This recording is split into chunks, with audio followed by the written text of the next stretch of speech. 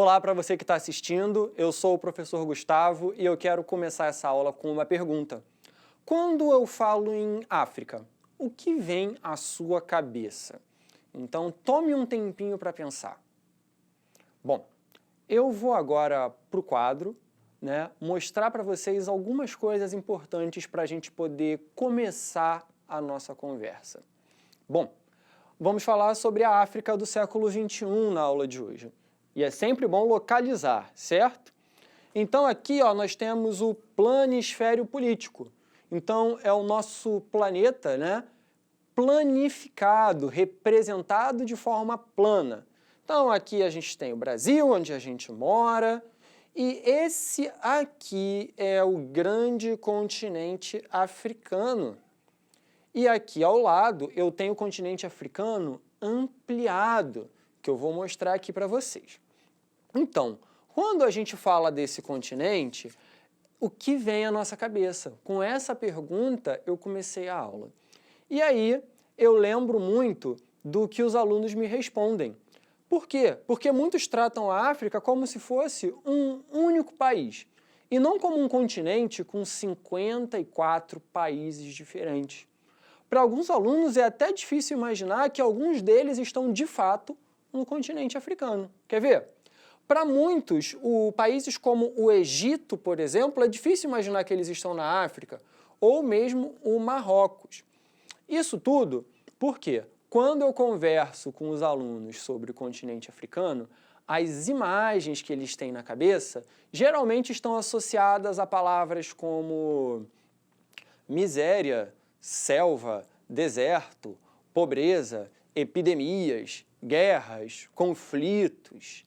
Então, vamos pensar juntos, essas palavras todas, elas vão construir uma imagem de continente africano que é uma imagem que a gente chama de estereotipada, ou seja, ligadas a um estereótipo do continente africano. E o que é um estereótipo? O estereótipo é um conjunto de ideias que vai colocar vários países diferentes dentro de uma mesma ideia. E a ideia do estereótipo não é uma ideia verdadeira, porque ela é uma ideia superficial. Ela é uma ideia que não dá conta de ajudar a gente a entender toda a realidade.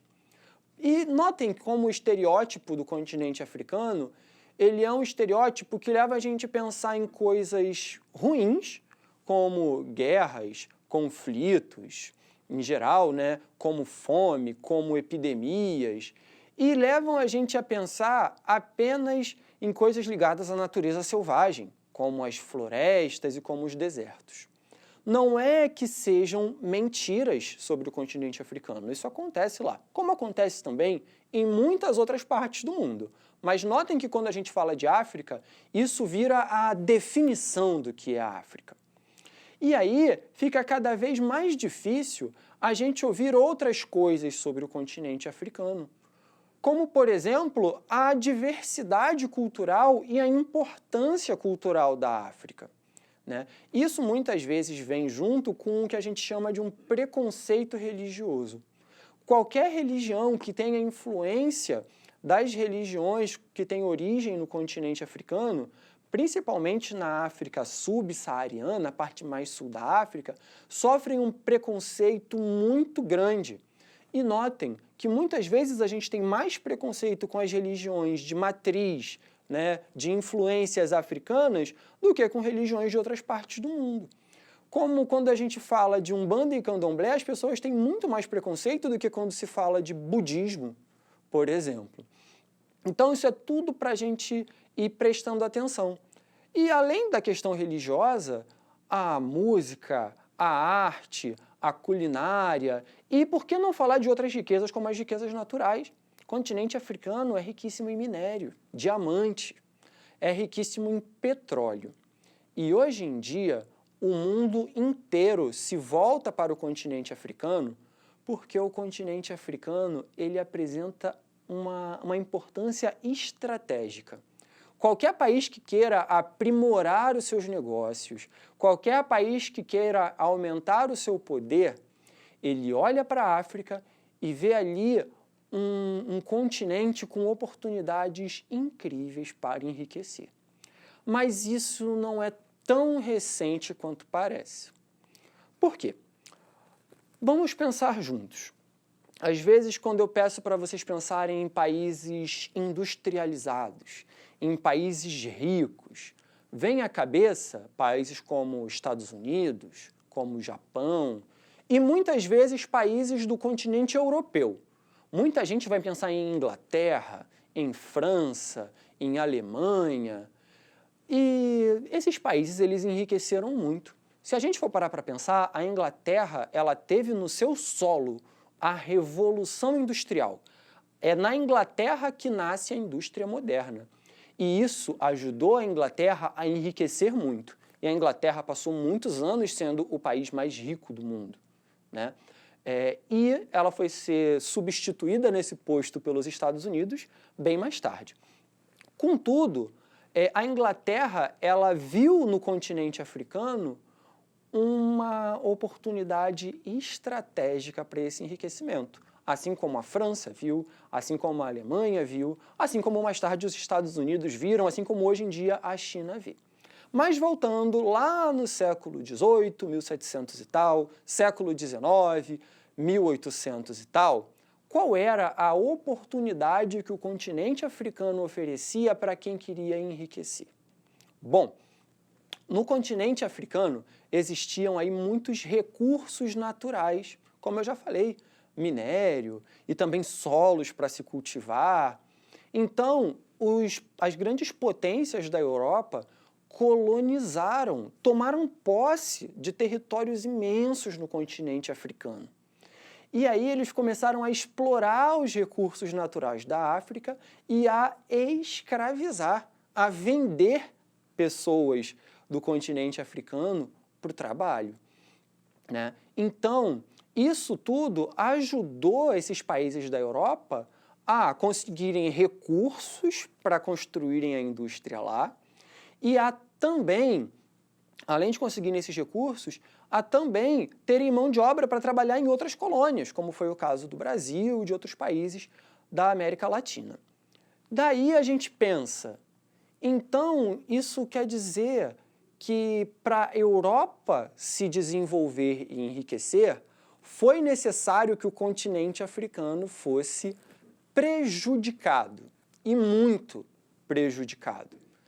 E aí a gente vê o seguinte, a gente começa a fugir das respostas mais usadas para uma outra pergunta, que é a seguinte: por que o continente africano não se desenvolveu e não tem uma economia tão industrializada quanto esses países da Europa que eu falei, ou Estados Unidos ou Japão? Bom, então vamos pensar juntos. Não é uma questão de quem inova primeiro e se industrializa primeiro. Então, primeiro vem a Europa, depois os Estados Unidos, depois viria a África. Não é um de cada vez, mas, na verdade, são todos ao mesmo tempo. Ou seja, o desenvolvimento econômico, né, uma economia que enriquece, que produz e que lucra muito, ela acontece com todos participando ao mesmo tempo. Acontece que nem todos estão fazendo o mesmo papel. Então, o desenvolvimento da Europa, ele está completamente ligado ao subdesenvolvimento econômico e a todos os problemas sociais e políticos do continente africano. Ou seja, é o que a gente chama, né, de um desenvolvimento desigual. Um desenvolvimento que ele sobe na Europa e que ele desce no continente africano. Só que é como Trotsky dizia, é um desenvolvimento desigual e combinado. Ou seja, não é só desigual, não é só a Europa lucrando, enriquecendo e ganhando mais poder e a África empobrecendo, se tornando cada vez mais dependente e explorada. Isso é combinado. A Europa prospera porque a África se prejudica. E a Europa, ela vai criar essa condição de exploração.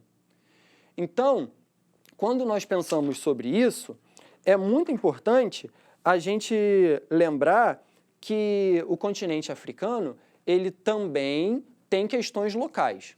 Por exemplo, Quando os europeus exploram a África, eles vão beneficiar alguns grupos muito pequenos nesses países para serem aliados dos europeus.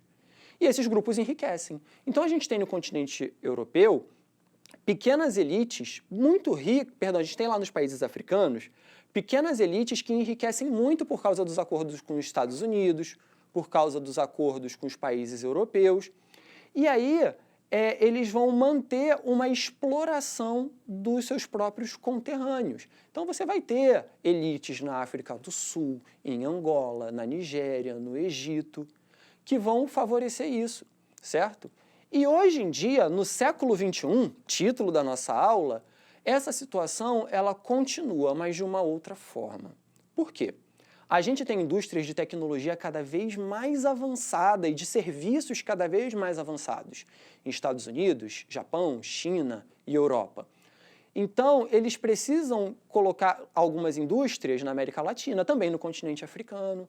Eles precisam que o continente africano se torne mais eficiente para eles poderem mandar as atividades menos lucrativas para lá e continuarem com as mais lucrativas nos escritórios lá de Londres, na Inglaterra, ou de Nova York, nos Estados Unidos, ou de Paris, na França.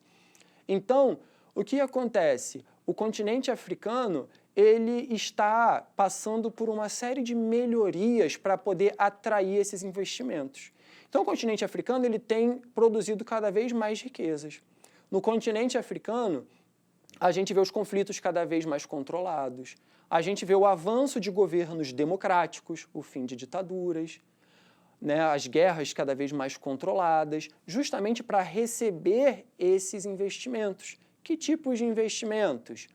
Maquinários agrícolas para melhorar a produção agrícola, construtoras de outros países que vão construir portos para eles conseguirem exportar alimentos para outros países.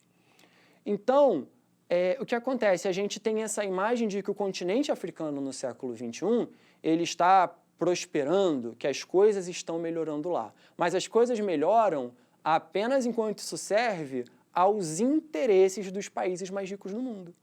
Porque essa riqueza na África aumenta, mas ela continua concentrada. A desigualdade na África entre ricos e pobres não diminui. A gente vai ter também problemas como a pobreza, a miséria, a desnutrição, eles também não estão sendo resolvidos. Por quê? Porque isso não é necessário aos interesses dos países ricos. E os países ricos, eles seguem pressionando a África a cobrar cada vez menos impostos para os produtos europeus e para as empresas europeias e americanas entrarem lá. O que isso significa? Que o continente africano ele não vai desenvolver suas próprias indústrias, né, tão fortes como as da Europa ou dos Estados Unidos ou da China, mas que eles vão ficar dependentes dos investimentos desses países. E para esses países é muito bom, porque na África eles conseguem pagar impostos mais baixos, as leis ambientais são menos exigentes, então eles podem desmatar mais, poluir mais, e os salários são mais baixos. Então, o continente africano ele continua ali nessa divisão de qual país faz o quê, nessa divisão desigual e combinada, numa posição desvantajosa. Então, muitos dos avanços que a gente vê no continente africano, eles são ilusórios, né? Muito da ajuda que esses países ricos prestam ao continente africano são auxílios ilusórios. Por exemplo, tem países africanos com dívida externa absurda, porque os juros são muito altos quando se pega dinheiro emprestado com um organismo internacional ou com outro país. E eles vão e perdoam parte dos juros daquela dívida, mas a dívida continua. E a dívida ela acontece porque as grandes potências mundiais foram responsáveis pelo que os países africanos eles tivessem os problemas que têm e precisassem se endividar. Daí, qual é o desafio que eu deixo para vocês para a gente encerrar essa aula?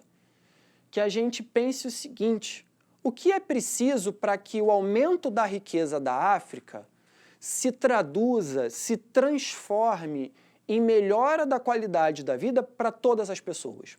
Por quê? Para que serviria produzir tantas riquezas se não serve para que todo mundo tenha seus direitos assegurados, como alimentação, moradia, trabalho, educação, né? Então, eu quero que vocês pensem um pouco sobre isso. Obrigado por me acompanhar até aqui e até a próxima.